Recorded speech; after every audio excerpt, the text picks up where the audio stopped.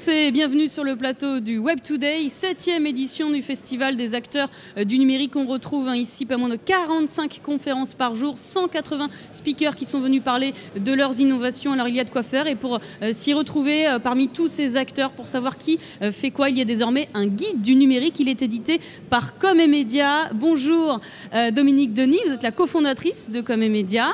Et bonjour Jordi Soudé, vous êtes le rédacteur en chef de Com&Media. Bienvenue sur le plateau du Web Today. Alors cette première édition du Guide du numérique, qu'est-ce qu'on y retrouve dedans ?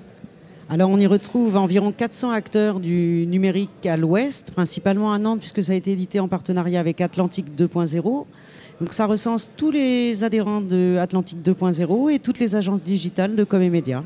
Voilà, c'est devenu essentiel parce que ça bouge beaucoup. À Nantes ces derniers temps, il y a le quartier de la création, il y a de plus en plus de structures, il y a de plus en plus d'entreprises, de start-up. Donc si on veut s'y retrouver, si on cherche une adresse, c'est maintenant dans le Guide du numérique qu'on peut la trouver. Oui, et c'est surtout une manière de valoriser l'écosystème. Il y a une grosse communication autour de la French Tech, de la Nantes Tech. Et c'est vraiment pour ces acteurs-là. Donc un guide comme ça, papier, qui reste à l'année, qui est un vrai outil de recherche de contact, ça nous paraissait important pour valoriser la filière et accompagner cette Nantes Tech. Alors vous êtes un spécialiste de la communication. Quelles sont les relations entre les startups, le monde du numérique et le monde de la communication ? On a l'impression que les startups s'en passent de plus en plus. Elles vont sur les réseaux sociaux, elles essayent de faire ça toutes seules. Alors pourtant, c'est encore essentiel d'avoir de la communication. Oui, alors il faut savoir que le secteur de la communication est depuis longtemps, a intégré depuis longtemps le numérique. Il y a des agences de communication interactives qui existent depuis près de 20 ans maintenant, aujourd'hui à Nantes. Donc ce sont des secteurs qui travaillent ensemble depuis longtemps.